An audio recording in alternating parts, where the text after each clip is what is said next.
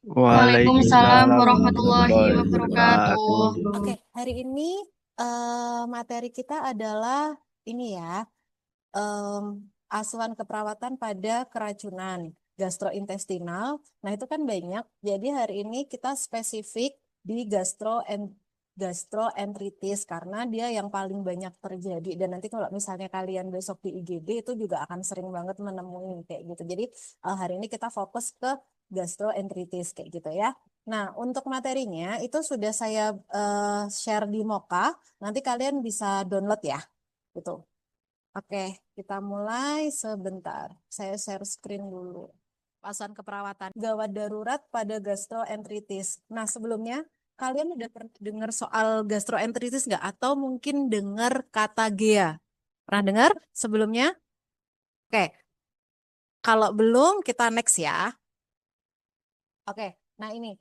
eh Gastroenteritis, kita akan banyak membahas nanti itu adalah gastroenteritis akut atau GEA. Kenapa? Karena dia ini banyak terjadi kasusnya seperti yang saya bilang di awal tadi. Nanti kalian akan sering sekali menjumpai ini di IGD gitu. Jadi dia banyak terjadi baik di negara maju ataupun negara berkembang. Nah, kalau di Indonesia itu sebenarnya GEA ini tuh banyak terjadi pada balita, tapi dia sebenarnya terjadi di semua usia, baik dari balita sampai usia lansia. Cuman memang paling tinggi sekitar 60% itu terjadi pada usia balita seperti itu. Dan kenapa GEA ini juga penting untuk kalian pelajari karena selain dia banyak ditemukan di nanti kalian temui di saat di IGD, dia juga GEA itu menurut Riskesdas itu dia termasuk dalam 10 besar penyakit penyebab rawat inap. Nah, oke, kita next. Ini adalah definisi untuk GEA. Jadi, apa sih yang dimaksud dengan GEA gitu kan? Nah, sebenarnya GEA ini tuh em, kondisi di mana feses yang dihasilkan itu dalam bentuk encer dan dalam jumlah yang besar. Nanti juga apa namanya frekuensinya itu juga akan sering dalam satu harinya.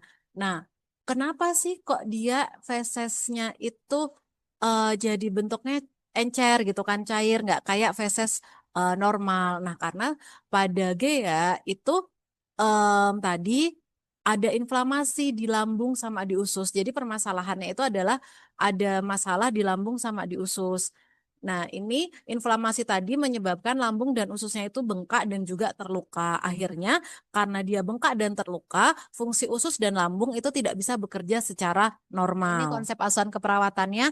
Kita mulai dari pengkajian karena kita bicara apa namanya eh kegawat daruratan, maka pengkajiannya ada dua, ada primary assessment sama secondary assessment. Kita mulai primary assessment ini sesuai ya, seperti yang kalian sudah pelajari sebelumnya. Jadi ada airway, breathing, circulation, disability, sama exposure. Nah, kita mulai dari airway. Airway di sini sama seperti yang apa namanya yang sebelumnya. Jadi pastikan jalan nafas itu paten. Nah, jangan lupa pada pasien dengan keracunan makanan yang di GEA ini itu kan ada riwayat pasien itu muntah gitu kan. Muntah yang berulang. Nah, ini benar-benar pastikan bahwa memang tidak ada obstruksi jalan nafas terkait dengan muntahnya pasien. Jadi pastikan di situ. Karena kadang kan misalnya dia muntah-muntah terus nih, itu kan capek ya lama-lama mungkin bisa jadi ada mungkin ada yang tanpa sengaja itu jadi kayak tersedak gitu kan. Jadi dia masuk di jalan nafas. Jadi make sure bahwa tidak ada bahwa jalan nafas itu paten, tidak ada sumbatan pada jalan nafas terutama akibat muntah gitu. Kemudian kalau misalnya ini juga jangan lupa siapkan alat bantu untuk menolong kalau misalnya ada apa namanya ketidakpatenan atau ada obstruksi jalan nafas. Oke, kemudian di breathing sesuai dengan yang kalian pelajari sebelumnya, kaji respiratory rate-nya normal atau enggak, kaji SpO2-nya. Kemudian kalau misalnya SpO2-nya kurang dari 95%, nah itu bisa diberikan terapi oksigen. Kemudian auskultasi dadanya, suara dadanya seperti apa, suara nafasnya gimana, kemudian ronsen dada gitu.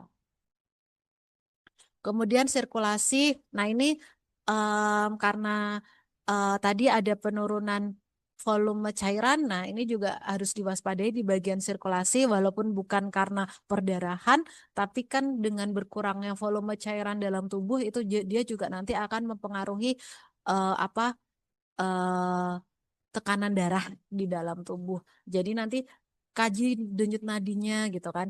Biasanya nanti kecenderungannya itu dia akan takikardi, nadinya akan naik. Terus monitor tekanan darah. Nah, ini nanti hati-hati karena biasanya nanti juga mengalami penurunan tekanan darah gitu. Cenderung yang yang langsung nggak ngedrop, yang bukan kayak kalau karena perdarahan ya, tapi mungkin akan normal cenderung ke bawah. Kemudian cek capillary refill-nya, capillary refill time-nya berapa gitu, normal atau enggak. CRT normalnya berapa? Kurang dari 2 detik. Yes, kurang dari 2 detik. Kemudian nanti jangan lupa di sini juga pasang infus untuk resusitasi cairan, monitor suhu badan, kemudian sama periksa darah lengkap.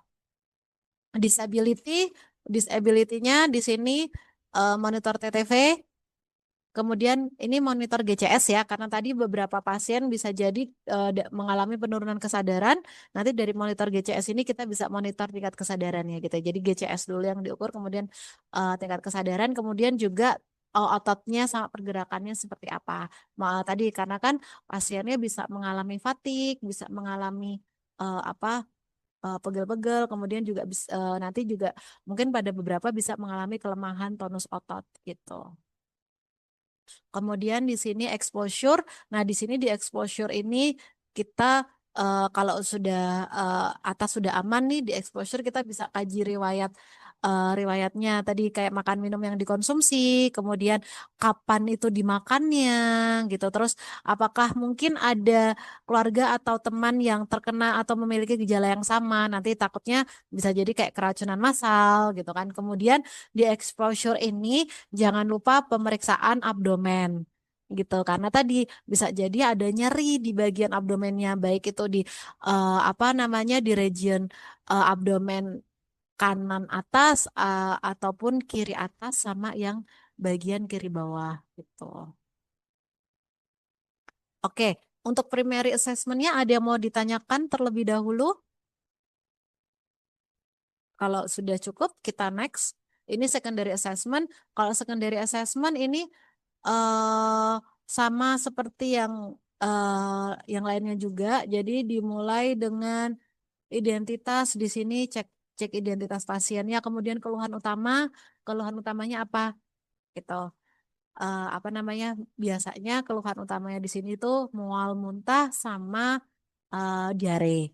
Kemudian riwayat penyakit sekarangnya, kapan sih diare mual muntah ini sudah berlangsung, hari ini langsung dibawa atau sudah beberapa hari gitu kan.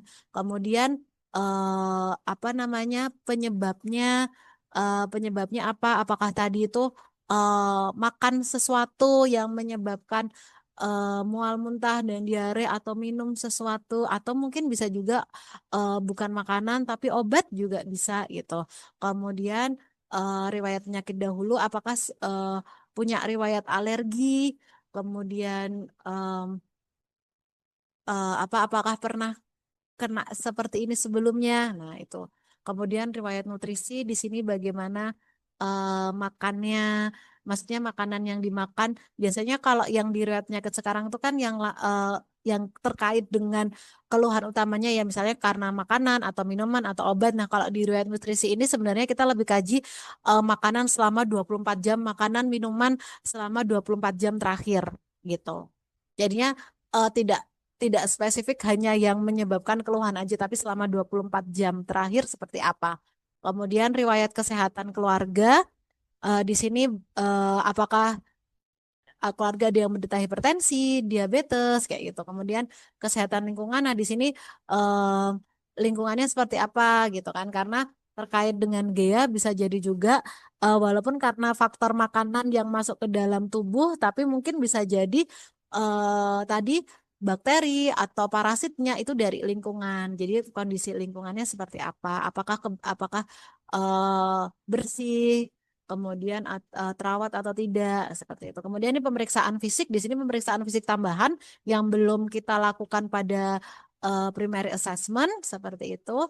Kemudian pemeriksaan penunjang tadi seperti pemeriksaan feses, pemeriksaan darah itu kan pada primary assessment belum ada. Nah, itu bisa kita lakukan di sini. Kemudian nanti pemberian terapi simptomatik sesuai dengan yang gejala yang dialami oleh pasien. Nah, ini untuk diagnosa keperawatannya. Nah, ini kalian bisa lihat pada kotak-kotak yang ditebalkan di sini. Ini semuanya ada di SDKI. Nah, jadi em, di sini bisa jadi kalau pada anak nanti di atas tuh bisa kita tambahkan dengan pola asuh orang tua ya. Di sini bisa karena defisit pengetahuan dulu di atas nih. Jadi karena defisit pengetahuan tuh jadi tadi dia makan atau minumnya itu tidak bersih atau penanganan makanan minumnya tidak sesuai dengan eh, tidak sesuai atau tidak bagus. Jadinya akhirnya menyebabkan ada penumbuhan jamur, ada bakteri dalamnya. Jadi akhirnya menyebabkan keracunan. Nah, kemudian berikutnya tadi bisa karena tadi akhirnya karena itu bisa jadi infeksi, malabsorpsi ataupun bisa jadi eh, makanan ya tidak bisa diabsorpsi dengan baik. Nah, ini nanti diagnosa keperawatan yang mungkin muncul itu bisa jadi ada nausea, mual gitu. Nanti karena adanya inflamasi pada saluran pencernaan tadi, baik itu di lambung ataupun di usus, kemudian nanti pada nausea ini dia bisa kan jadinya kan kalau nausea dia kan muntah terus ya, muntah jadi jatuhnya dalam kondisi anoreksia. Nah, nanti dia akan kalau misalnya itu terjadi lama dia akan menyebabkan defisit nutrisi. Kemudian eh, tadi kan inflamasi tadi ini itu kan dia ada agen apa namanya ada agen pirogenik ya. Jadi ada agen infeksi gitu kan. Nah, agen infeksi ini kan dia bisa meningkatkan suhu suhu tubuh gitu. Jadinya makanya tadi di salah satu gejala dari GA itu adalah demam. Nah, nanti jadi akhirnya dia bisa muncul diagnosa keperawatan itu adalah hipertermi gitu. Kemudian GA tadi itu kan BAB-nya sering dan cair. Nah, di sini kan nanti bisa kalau misalnya lama-lama itu kan eh, karena apa namanya eh, kulit di daerah anus dan juga pantatnya itu kan akan sering lecet dan teriritasi gitu kan. Nah, itu nanti jadi kemerahan dan gatal, nanti bisa resiko gangguan kerusakan integritas kulit atau jaringan. Kemudian karena tadi itu fesesnya cair, itu kan cairan yang keluar itu banyak. Jadi nanti bisa menyebabkan dehidrasi. Nanti dehidrasi di sini dia bisa terjadi hipovolemi. Kemudian tadi eh, karena dia apa namanya ada inflamasi di dalam apa abdomen di mana namanya di usus dan di lambung itu kan nanti dia jadinya spasme bagian abdomennya akan lebih tinggi akhirnya nanti bisa ke nyeri akut kayak gitu. Kemudian ini karena BAB-nya cair dan sering frekuensi apa BAB-nya kan meningkat. Kemudian nanti dia bisa ke arah diare. Kayak gitu ini beberapa diagnosa keperawatan yang mungkin muncul bukan diagnosa keperawatan ya kalau ini masalah keperawatan. Kalau diagnosa keperawatan itu nanti adalah yang masalah keperawatan ditambahkan berhubungan dengan apa itu namanya diagnosa. Kalau yang saya kotakin ini itu namanya adalah masalah keperawatan. Jadi kalian harus bisa membedakan masalah keperawatan dengan diagnosa keperawatan. Maaf ya ini harusnya saya tulisnya masalah keperawatan ya. Jadi yang di kotak ini adalah masalah keperawatan. Yang nanti diagnosa keperawatan itu kalau sudah kalian tuliskan apa namanya dengan ini tadi dengan apa namanya dengan tadi misalnya nyeri akut berhubungan dengan agen cedera fisiologis titik dua spasme otot. Nah, itu namanya diagnosa keperawatan. Kalau hanya nyeri akut seperti ini adalah masalah keperawatan gitu. Nah, kalau sudah nanti kita ke intervensi, implementasi dan evaluasi disesuaikan dengan diagnosa keperawatan yang kalian angkat. Nah, nanti intervensinya kalian bisa lihat di SLKI untuk tujuan keperawatannya, kemudian di Siki untuk untuk intervensi keperawatannya seperti itu. Ingat, untuk intervensi keperawatan itu kalian pakai ini ya, ONEK ya. Jadi OTEK, observasi, terapeutik, edukasi, sama kolaborasi itu harus ada semuanya. Kemudian untuk tujuan keperawatannya harus SMART, spesifik, as measurable, achievable, SMA, reliable, sama time gitu ya. Nanti kemudian evaluasi, evaluasi itu ada S subjektif, objektif, SWOT, SWOT ya, subjektif, objektif, assessment, sama planning gitu. Oke, sampai sini ada yang mau ditanyakan terkait dengan materi? Saya stop share, nanti materinya bisa kalian download di apa namanya di Moka ya. Ada yang mau ditanyakan terkait dengan teori? Belum, Bu. Oke, kalau belum, kalian buka di Moka sekarang, buka Moka, terus kalian ada, bentar, saya juga buka Moka saya. Saya lupa ngasih namanya apa. Ada ini, kuis kayaknya. Namanya saya kasih nama apa ya di Moka? Bentar. Oke, saya kasih link, ada link namanya kuis kegawat daruratan gastroenteritis. Silahkan kalian buka. Sudah? Sudah diklik linknya? Sudah, Bu. Oke. Ah, itu isi kemudian jawab. Ada 5 pertanyaan terkait dengan asuhan keperawatan pada GEA. Silahkan dijawab. Waktunya 5 pertanyaan, saya beri waktu 15 menit. Ini pertanyaan pertama. Seorang laki-laki usia 58 tahun merasakan keluhan BAB encer lebih dari 7 kali per hari, mual, nafsu makan turun, badan terasa lemas, dan perut terasa sebah dan nyeri. Hasil pemeriksaan tekanan darah 110 per 70 mm Hg, frekuensi nadi 100 kali per menit, frekuensi nafas 22 kali per menit, suhu 36,8 derajat Celcius, berat badan 60 kg, tinggi badan 165 cm, konjungtiva anemis, turgor kulit menurun. Apakah masalah keperawatan prioritas pasien di atas? Ini Nadia? Nadia ada? Ada, Bu. Oke, Nadia, kira-kira jawabanmu untuk kasus ini apa, Nat? Diare, Bu. Diare, oke. Kenapa diare, Nat?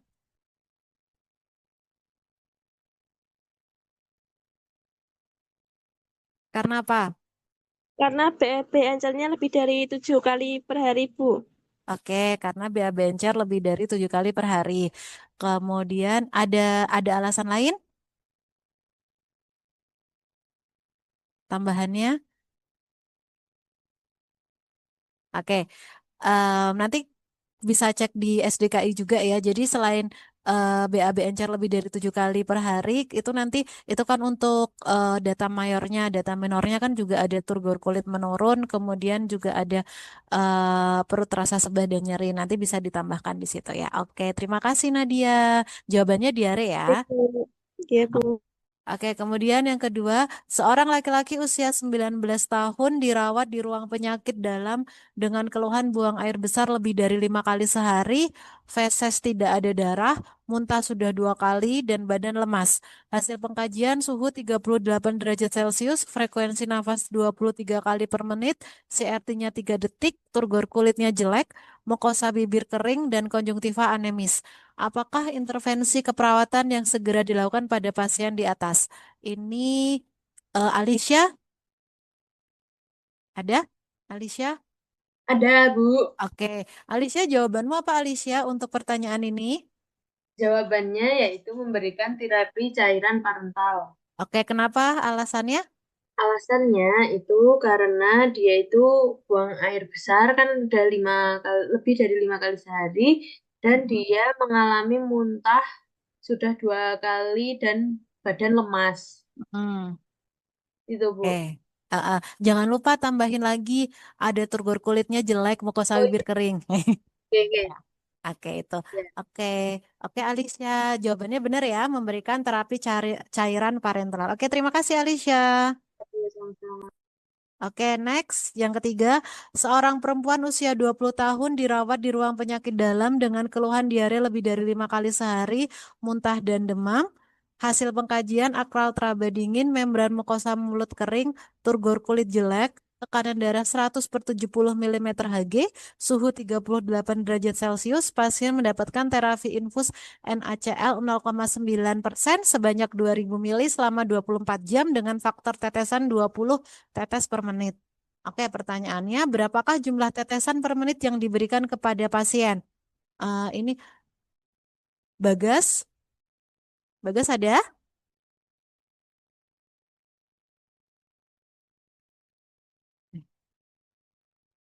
Halo, Bagas ada? Ada, Bu. Oke, Bagas, jawabanmu berapa Bagas untuk soal ini? 28 28 cara tetes. cara oke, 28 cara ngitungnya gimana, Gas? Eh, berat badan Eh, berat badan. Nggak ada berat badan, Bagas.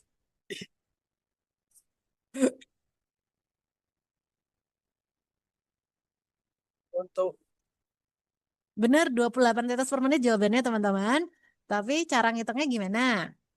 eh,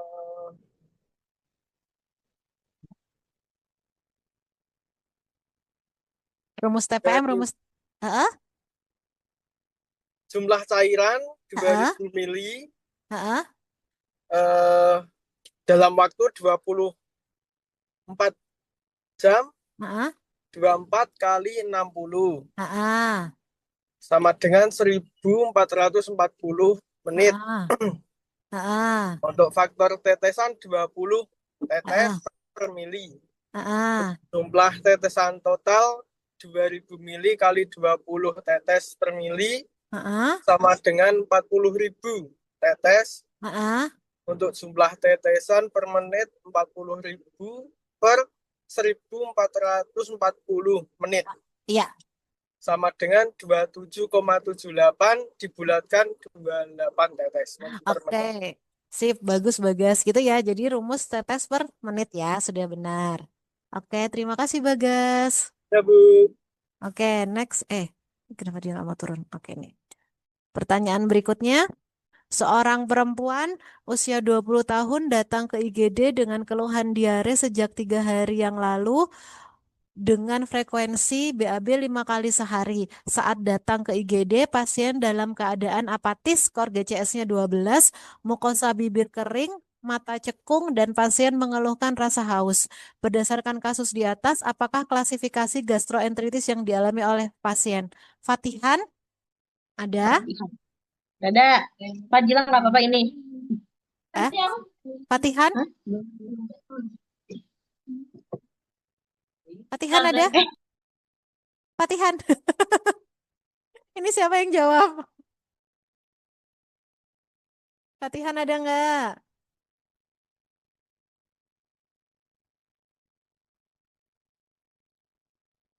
Fatihan ada? Halo? Ada tidak? Fatihan, kalau nggak ada diganti. Siapa ya? Sebentar, kalau nggak ada. Yusuf? Ada, Bu. Oke, jawabanmu untuk pertanyaan ini apa, Yusuf? Ya, jawaban saya gastroenteritis dengan dehidrasi ringan. Ringan. Alasannya kenapa, Yusuf? Karena GCS-nya masih 12. Mm-mm. Terus matanya mukosa bibirnya cekung dan masih keluhannya masih rasa haus. Oke, jadi ini ya, benar jawabannya adalah gastroenteritis dengan dehidrasi ringan. Tadi masih ada, benar kata Yusuf, masih mengeluhkan haus. kemudian matanya cekung, kemudian ini juga skor GCS-nya dia masih 12, jadi masih dalam kondisi apatis gitu ya. Karena ini tadi saya cek banyak yang memilih dehidrasi berat ya, itu. Jadi nanti kalau dehidrasi berat nanti tanda-tandanya masih ada lagi tambahan kayak turgor kulitnya sudah jelek dan sebagainya. Kemudian juga skornya GCS-nya pasti di bawah 12 karena dia sudah dalam penurunan kesadaran yang ke arah letargi gitu ya. Oke, terima kasih Yusuf. Oke, next pertanyaan berikutnya. Seorang laki-laki usia 28 tahun merasakan mual, nafsu makan turun, badan terasa lemas, dan perut terasa sebas setelah mengkonsumsi susu yang disimpan di kulkas. Hasil pemeriksaan tekanan darah 110/70 mm Hg, frekuensi nadi 100 kali per menit, frekuensi nafas 22 kali per menit, suhu 36,8 derajat Celcius, berat badan 60 kg, tinggi badan 165 cm, konjungtiva anemis. Apakah masalah keperawatan prioritas pasien di atas? Ini Dea Ananta ada? Ada, Bu. Oke, Dea, jawabanmu apa, Dea? Nausea. Kenapa nausea, Dea? Karena ini, Bu, itu kan perutnya terasa sebas setelah mengkonsumsi susu. Juga karena nafsu makannya juga menurun, terus terasa lemas. Oke, tambah satu lagi Dea, ada mual. Jangan Oh iya. lupa. Oke, benar ya jawabannya ya. Masalah keperawatannya adalah nausea. Oke, makasih Dea. Sama-sama, Bu. Oke, next.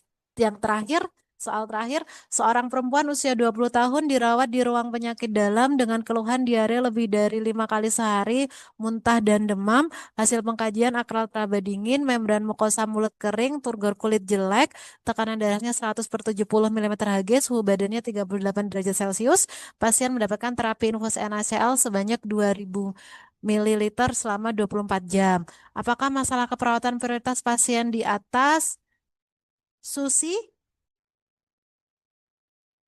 Ya, ada ya? Oke. Susianti ya? Ada? Ada? Saya cek Maaf aja. Bu, nggak ada kalau Susi Bu. Siapa atasnya Yahni itu siapa namanya? Susanti, Bu. Susanti, Bu. Oh, Susanti nggak ada.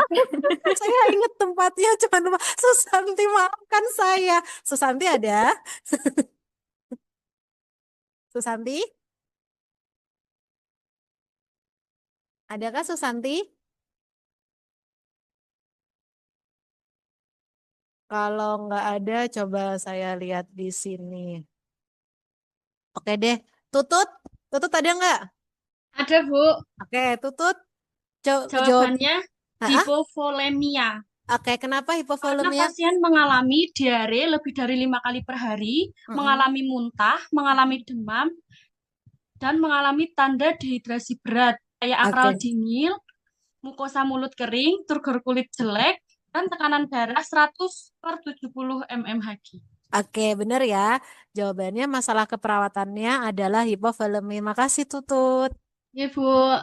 Oke, terima kasih semuanya. Sudah ini untuk untuk materi sudah selesai. Terima kasih sudah mengerjakan kuis.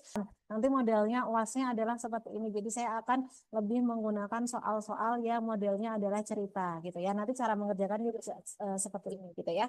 Oke, terima kasih banyak. Next kita pindah ke praktikum.